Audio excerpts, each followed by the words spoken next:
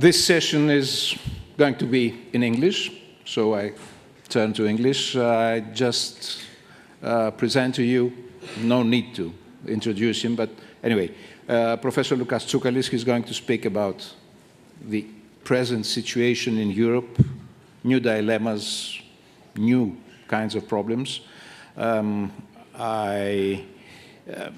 Professor Tsoukalis has a vast academic experience. He has taught European affairs in a number of international universities, from Oxford to the European University Institute of Florence, and from Columbia, from Johns Hopkins to Harvard, and Athens University too, and he is president of the board of the most prominent Greek think tank foundation that deals with issues of foreign and European policy. His latest book is titled Europe's Coming of Age, which I think is an optimistic idea that he will try to present today. I'm not going to intervene. I'm not going to question him. I'm just going to sit here and listen to you, dear Loukas, like everybody else. Thank you. Thank you very much indeed. Now, we live in times, as we all know, when geopolitical tectonic plates are shifting violently, times when a new technological revolution is already beginning to change radically our economies and our societies, and also in times when politics takes over from economics. Now, in such times, Europeans are clearly in a state of shock and awe. They were not prepared for this. This is a different world, and they find it extremely difficult to handle. They find it difficult to handle because for years they created an image of the world, a world of ever-growing economic interdependence, in which Europe's open economies, or European open economy, if you prefer, would benefit a great deal.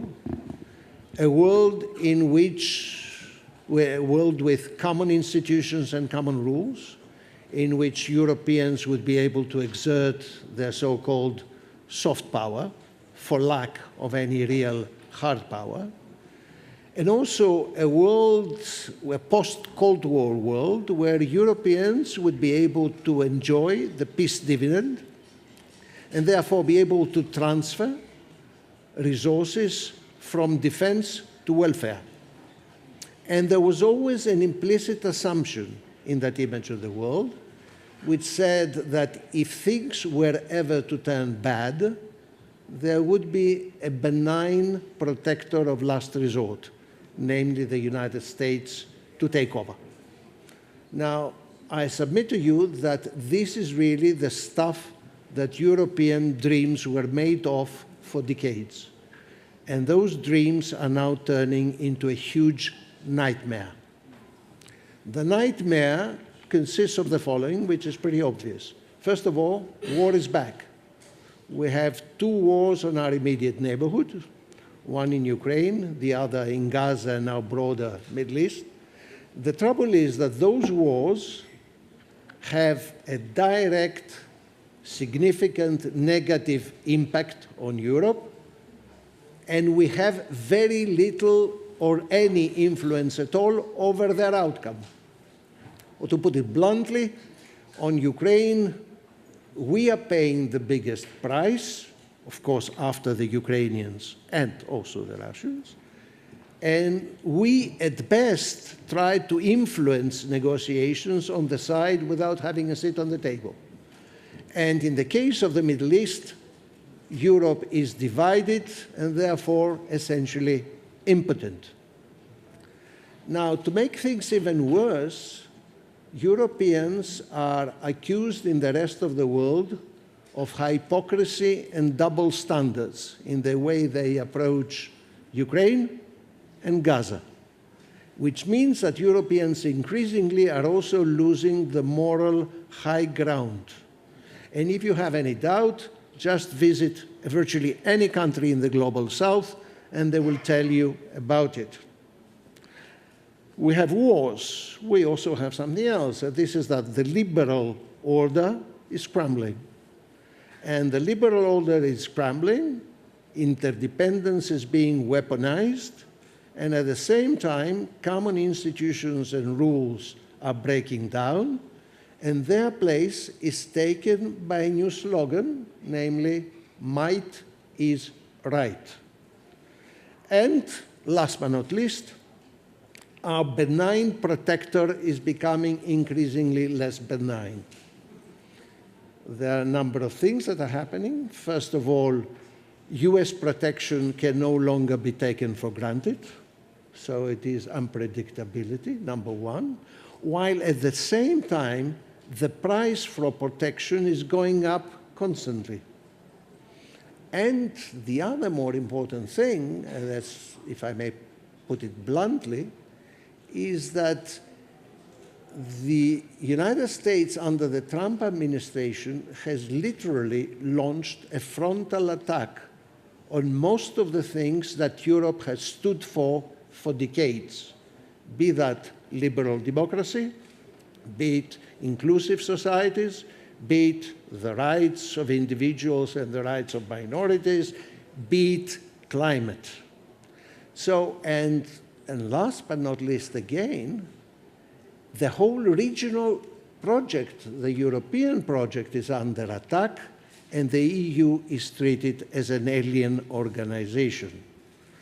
Now, this is a difficult world for Europeans, and this is the understatement of the year. Now, in this difficult world, Europe's vulnerabilities are becoming more and more obvious. And I will talk, since the title of the talk today is Europe's Dependencies in Times of Global Disruption, let me talk briefly about dependencies. Now, dependencies, to be brief, can come under three main headings: resources, defense, technology. So let me go through each one of them very quickly.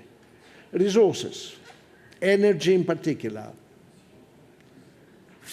Europe has always been poor in resources, and that largely explains why Europeans became traders a long time ago, and they also became imperialists a long time ago. Sometimes it was difficult to separate trade from imperialism. Okay. Now, this has not changed. And in times when interdependence is becoming weaponized and we have repeated energy shocks, the vulnerability of Europe, because of its dependence on energy and its dependence on critical materials, is becoming more and more obvious and painful. The second dependence is defense. When your benign protector no longer behaves as a benign protector, you discover that you can no longer defend yourself collectively. And we also recognize, or at least most Europeans perceive, Russia as a revisionist, revanchist power. Now, Russia has emerged as a security threat. And if Russia indeed is a security threat, Europeans cannot defend themselves on their own without US support. And this is not because they do not spend enough money. Of course, spending money is important, but I think in terms of defense, this is not the crucial issue. Remember that Europeans, the EU of 27, are spending on defense significantly more resources than Russia is spending at the present moment. Germany and France together have more money on military expenditure even in 2024 than Russia. And remember also that Russia has a GDP that is less than 10% of the GDP of EU 27 combined. So defending Europe is a key issue, But it is not just a question of doubling our military expenditure. The biggest problem for Europe is the wastage of resources and the lack of coordination and the enormous duplication of what we do if indeed we perceive Russia to be a threat. And the third is technology. Europe lost the digital race, and it is running the risk of losing the AI race, perhaps also the robotics race. In technology, Europeans for years dreamt of being the super regulator. So the Americans and the Chinese produce high tech, and we regulate. And we have been very proud of the so-called Brussels effect. Now, I submit to you that being a super regulator in a game played by others is not a terribly attractive business. And, or to put it differently in football terms, referees do not win games, okay? And if they are in an unpleasant environment, they also run the risk of being beaten up. Okay, so I've gone through three main dependencies, namely resources, defense, and technology. There is one more which I believe is perhaps more important. And this is dependence is a state of mind. And that is more important than the dependencies in terms of technology, defense, and resources. Dependence as a state of mind has been developed over decades after the end of the Second World War, and even more so after the end of the Cold War in Europe. And this state of dependence, you need to shake off, but in order to shake it off, you need a strong shock treatment. Admittedly, President Trump is doing his best as provider of a shock treatment for Europeans, and it remains to be seen whether he will be successful in the end. Now, we've got 7 more minutes, so let me bring this thing to a close gradually. What's the risk? I've talked about the world that has changed. I've talked about Europe's dependencies. I've talked about the state of mind. Now, what's the risk? To put it bluntly, the risk for Europe is a declining continent with a shrinking and aging population, lagging in technology, and increasingly unable to defend fundamental interests and values. That's the risk. And the risk means something very concrete. And this is our security, our prosperity, our capacity to defend a European way of life is at stake. Because a declining continent that cannot defend its fundamental interests and values cannot defend what the French call the acquis, what we have achieved until now. So I believe that really what is at stake is defending the political, economic, and social acquis of Europe. Now, Europeans are changing, no doubt about it. They are talking defense, they're increasing their military expenditures, they are trying to increase their cooperation between themselves, they are talking industrial policy, but again, open a parenthesis and remember that talking defense and industrial policy in Brussels is basically asking Brussels to change its DNA, because defense and industrial policy were out of the original European DNA. So we're talking about transformations that are easier said than done. True, also Europeans recognize their dependence on resources. They realize that the only way to reduce your dependence on imported energy is to accelerate the green transition, strengthen your grids and your interconnectivity between national grids. We also recognize many other things. The trouble is that all those changes in Europe are taking place at a much slower pace than the pace in which the world is changing around us. And this incompatibility raises a major question. Now, to end, I think we are faced with a paradox, if you wish, in Europe today. On the one hand, we need European unity more than ever, because we recognize this. Our British friends who left us recognize it even more painfully than the rest of Europe, that individual European countries in times of global disruption do not count for very much. They do not have the negotiating capacity to handle this, not only vis-à-vis superpowers, but also vis-à-vis big multinational companies. Okay?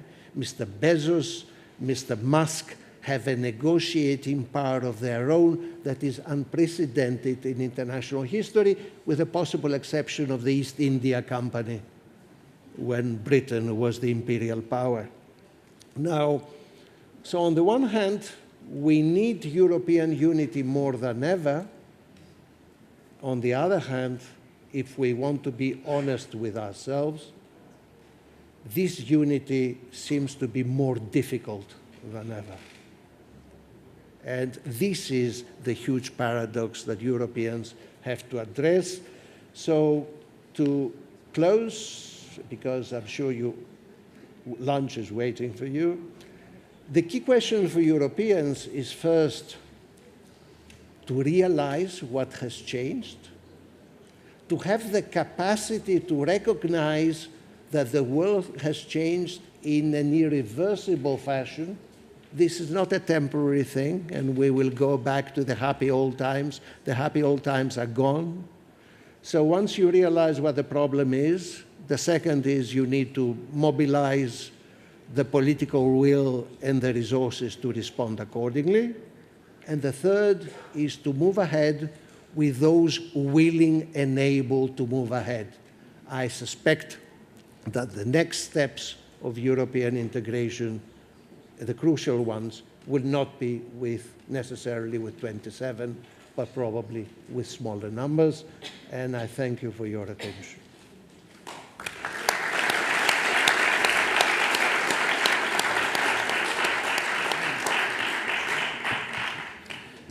Thank you, Professor Tsoukalis, dear Loukas. I had the privilege to enjoy with the rest of the crowd here an eye-opening and very interesting intervention without having to say a word. But still, there is, when you say unity is more needed than ever and is more difficult, less obvious than ever, do you also count political reasons? I mean, tendencies in national public opinion in different European nations? Well, we have witnessed the rise of what in the States is called patriotic parties, the rise of nationalism in European countries, and far-right parties that do not believe in European integration. We also have weak governments in most of EU countries, governments that are trying to survive from one month to the next, and therefore thinking European becomes an expensive luxury. And if I want to allow me to be provocative for a minute, we also have weak European leaderships in European institutions. And that doesn't help either. Okay, so we are going through a crisis in Europe, there's no doubt about it, because it's not only because the rest of the world is changing, but also because we have a problem domestically, all right? And of course, the two interact. Interestingly enough, Mr. Trump's adventure in Iran, but also previous adventures, seem to be alienating the far right from its connection with the United States, which is an interesting development. So more and more European leaders of the patriotic right take their distances for the very simple reason that they read opinion polls and they know very well that European public opinion is turning strongly against. We're going to live through some very interesting months ahead, and at least until the French elections next year. Anyway, thank you very much, Professor Tsoukalis. Thank you all for your...